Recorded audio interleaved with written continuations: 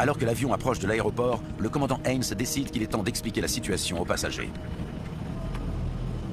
Mesdames et messieurs, ici le commandant Haynes. Vous avez dû vous rendre compte que nous avons des difficultés à maîtriser l'avion. Nous allons tenter un atterrissage d'urgence à Sioux City. Nous nous poserons environ dans 8 minutes. Nous contrôlons l'appareil au maximum de nos possibilités, mais vous devez comprendre que nous risquons de nous cracher. Veuillez revoir les consignes de sécurité. Ça va être la Pire expérience de votre vie, et vous devez être prêt. Nous ferons tout ce qui est en notre pouvoir pour vous ramener à terre, mais nous avons besoin de votre coopération. Le commandant Haynes a voulu être le plus honnête possible. Il n'a pas cherché à édulcorer la vérité. Il nous a prévenus que nous courions un grave danger. J'étais persuadé que ma dernière heure était venue.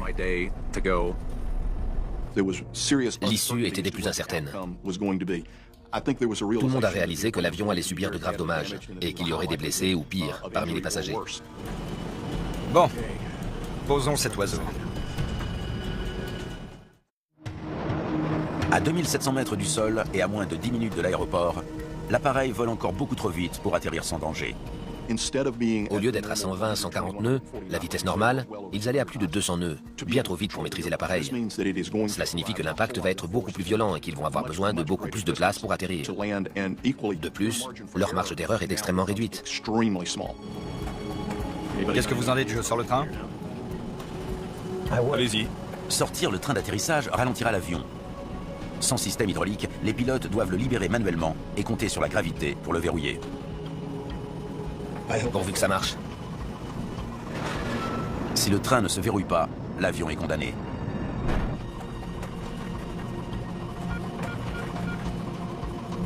Vers partout. Le train a créé suffisamment de résistance pour diminuer un peu la vitesse R, mais l'appareil vole encore à près de 70 nœuds au-dessus de la normale. Bien, commencez à réduire. Les passagers se préparent pour ce qui pourrait être leur dernier moment. Les 3 derniers mots de ma lettre à ma femme étaient « je t'aime ». Je ne voyais pas comment je pourrais survivre. Mais à la toute fin, j'ai pensé qu'il vaudrait mieux que je réfléchisse à un plan de match, au cas où je m'en sortirais.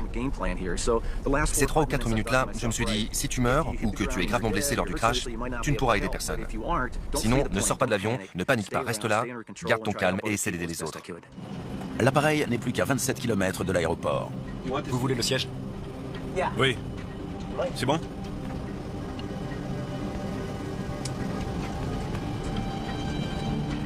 Ok.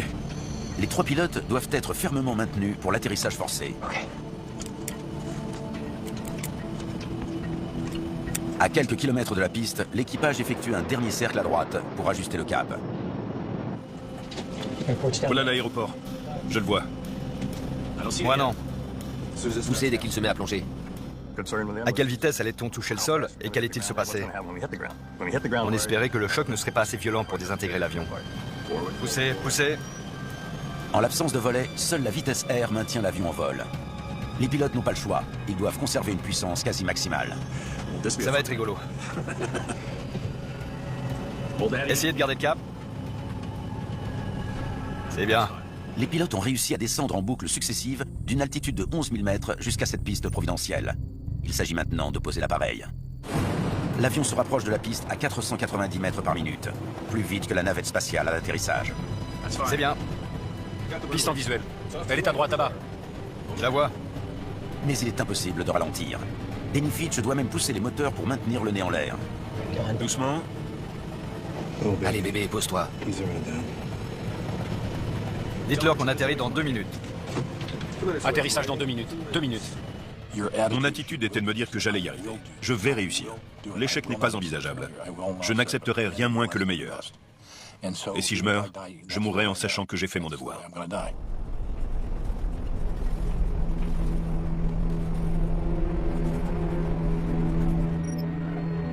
232, autorisation d'atterrir sur n'importe quelle piste. Oh, on n'est pas difficile, on prendra la première. On était assez près et on allait assez vite pour atteindre l'aéroport. C'était le principal. Quant à atteindre la piste, comment savoir? L'appareil vole toujours beaucoup plus vite que la normale. Mais les pilotes ne peuvent plus reculer. Et ils n'auront pas de seconde chance. Freinez avec moi. Ouais. Ils auront très peu de puissance de freinage et d'inversion de poussée pour arrêter l'avion au sol. Et ils ne pourront pas le diriger. Aucun pilote d'avion de ligne n'a jamais posé un DC-10 à cette vitesse sans casse, avec ou sans commande de vol. Réduisez les gaz. C'est ça, réduisez le gauche. On entendait des gens pleurer. Et de temps en temps, quelqu'un poussait un petit cri. À la fin, je me suis dit que je ne pouvais rien faire de plus pour me préparer. Je n'avais plus qu'à attendre la suite des événements. 30 secondes avant l'atterrissage. Position de sécurité. Je n'avais pas la moindre idée de ce qui allait se passer en touchant le sol. On allait beaucoup trop vite, on n'avait pas de volet, on n'avait pas de frein, et aucun moyen de diriger l'avion une fois sur le tarmac. Au fond de moi, j'espérais réussir à le cabrer en donnant de la puissance. Le nez se serait relevé et le ventre aurait opposé plus de résistance au vent, ce qui nous aurait freinés. On se serait posé sur le train et on aurait roulé sur la piste.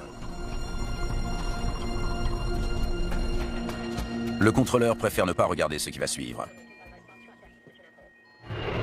À 300 mètres à peine du sol, le nez plonge à nouveau. La vitesse déjà dangereuse augmente encore. Le nez s'est baissé et on a repris de la vitesse. L'aile droite s'est mise à pencher. Il était vital qu'on se remette droit. Coupez les gaz. Coupez tout, coupez! Impossible, si je coupe, on s'écrase. On a dit, c'est vous qui gérez la puissance, faites ce que vous jugez bon. La confiance devait être absolue. Ok. Ok.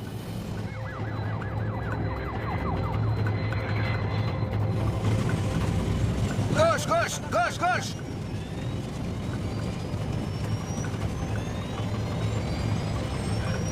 On vire, on vire!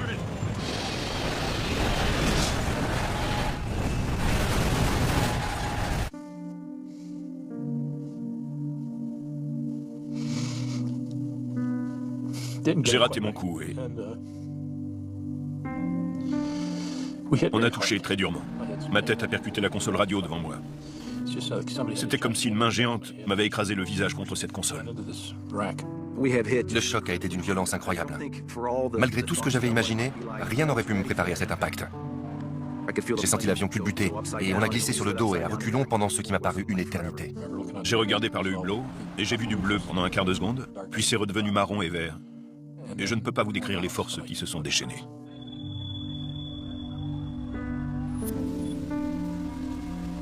Il m'a fallu quelques secondes pour savoir si j'étais vivant ou mort. Comme j'avais mal, je devais être en vie. Et puis j'ai compris ce qui s'était passé. L'avion s'était retourné et j'étais suspendu tête en bas dans mon siège. J'étais obligé d'aller vers l'arrière parce que la fumée nous chassait par là. J'ai trouvé une ouverture là où la queue s'était détachée et je suis sorti. Dehors, j'ai vu qu'on était dans un champ de maïs. Ça m'a réconforté parce que j'étais en terre inconnue. À ce moment-là, je savais que je n'étais pas grièvement blessé et que je n'allais pas mourir dans ce crash. J'ai fait quelques pas à l'extérieur et j'ai entendu un bébé pleurer dans l'épave. Je ne me suis pas posé de questions, je n'ai pas pensé au danger. J'ai juste réagi aux pleurs. Un instant plus tard, j'étais revenu dans l'avion. Tout va bien. Tout va bien. Grâce à Jerry Schemmel, la petite fille sera rendue à ses parents. Tout va bien. D'autres n'ont pas eu autant de chance. Des morceaux de l'avion sont éparpillés sur le tarmac et dans le champ de maïs. Le cockpit et les pilotes ont disparu. En voyant l'avion percuter le sol et se retourner dans une énorme gerbe de feu, on ne s'attendait pas à trouver des survivants. 45 minutes après l'accident, le cockpit est découvert à 180 mètres du reste de la carcasse. Les 4 pilotes sont en vie. J'étais inconscient, heureusement. L'impact m'a fait perdre connaissance. Je n'ai pas le moindre souvenir du crash. Ensuite, j'ai entendu « Vous êtes vraiment 4 là-dedans ?» Et plusieurs voix ont répondu « Oui ». J'ai vu un pompier arriver dans le champ de maïs et j'ai su que j'avais survécu à un crash. Je ne savais absolument pas dans quel état j'étais, si j'avais encore mes jambes. Je ne pouvais pas bouger les doigts. J'étais littéralement cloué au sol. J'étais écrasé par l'épave et j'avais une douleur atroce dans le dos et aux côtés. Des côtes brisées m'avaient perforé le poumon. Je n'ai jamais perdu conscience. Je me rappelle de tout. La première nuit à l'hôpital, j'ai failli mourir. J'ai subi 9 opérations et 18 mois de rééducation. 111 passagers et membres d'équipage, dont 11 enfants, ont péri. Mais 185 personnes ont survécu à cet atterrissage en catastrophe. On pensait qu'il n'y aurait aucun survivant, et pourtant, il y en a eu. Il y en a eu un grand nombre.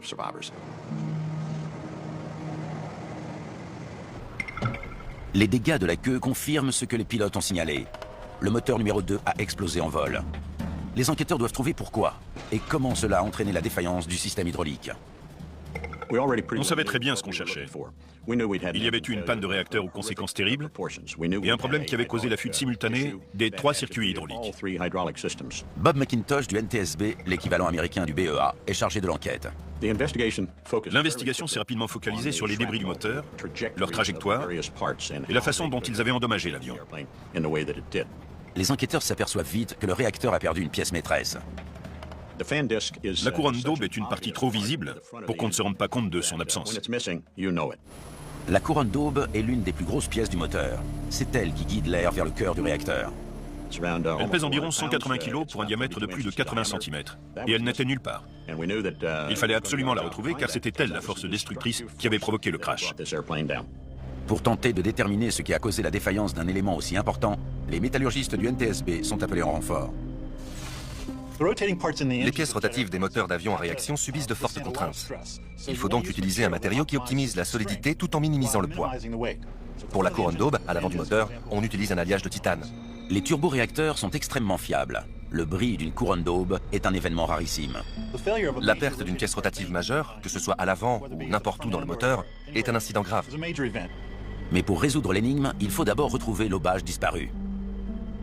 La clé du mystère se trouve quelque part dans un champ d'Ohio. Une battue générale s'organise. C'était très frustrant pour nous de ne pas l'avoir. On savait qu'on aurait beaucoup de mal à la retrouver. On était très motivés, mais on savait que ce serait difficile. Al, je ne maîtrise pas l'avion. Pendant ce temps, les enquêteurs s'intéressent au système hydraulique. Comment les 3 circuits ont-ils pu lâcher simultanément? Théoriquement, quand on perd un moteur, on perd un circuit. Sachant que le moteur numéro 2 était la source du problème, le défi consistait à comprendre pourquoi les 3 circuits s'étaient vidés. Chaque circuit est alimenté par son moteur respectif. Dans la mesure où un seul moteur est tombé en panne, les 2 circuits restants auraient dû fonctionner. Les enquêteurs examinent les parties de l'épave proches du réacteur numéro 2. Ils commencent à comprendre ce qui s'est passé. Les 3 circuits hydrauliques se rejoignent dans le stabilisateur horizontal où ils permettent d'actionner la gouverne de profondeur. Les 3 conduits du système sont regroupés à l'arrière de l'avion sous le moteur de queue. Le circuit numéro 2 a été détruit quand la couronne d'aube s'est brisée. Les débris ont endommagé les 2 circuits restants. Tous les conduits ont été perforés ou sectionnés. En gros, l'avion a été saigné à blanc. C'est alors qu'on a compris comment la panne du moteur numéro 2 avait rendu inopérants les moteurs 1 et 3. Gauche, gauche, gauche, gauche, gauche. Les enquêteurs connaissent à présent les dégâts causés par la couronne défectueuse. Il s'agit maintenant de savoir pourquoi elle a cédé, et pour cela, ils doivent la récupérer.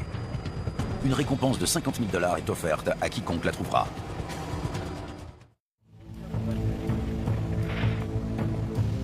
Trois mois après le crash du vol United Airlines 232, une agricultrice trouve la pièce incriminée dans son champ à une centaine de kilomètres de l'aéroport. Voilà le trou. J'ai senti une résistance en passant avec la moissonneuse. J'ai reculé et j'ai tout de suite compris ce que c'était. La femme qui a trouvé la couronne d'aube était l'héroïne du jour. C'était une pièce d'une importance capitale. L'énorme couronne est cassée en 2. Comment est-ce possible? C'était très inhabituel et on devait absolument découvrir pourquoi elle avait éclaté, comme on dit dans le métier. L'alliage de titane utilisé pour fabriquer cette pièce est particulièrement solide et résistant. Jamais il n'aurait dû céder. Regardez ça. Il est presque inimaginable qu'une pièce aussi massive qu'une couronne d'aube puisse se casser en 2 gros morceaux. Ça ne date pas d'hier. Un examen approfondi révèle un fait surprenant sur la cause de la fracture. C'est la fatigue. Je n'ai eu qu'à l'examiner visuellement pour voir qu'il y avait une crique de fatigue. Après quoi, on s'est mis à la recherche de l'origine de cette fissure. Vous pouvez m'en découper un morceau? À partir d'ici. Il faut savoir ce qui a pu affaiblir un alliage aussi solide. Les enquêteurs prélèvent la partie abîmée pour l'étudier.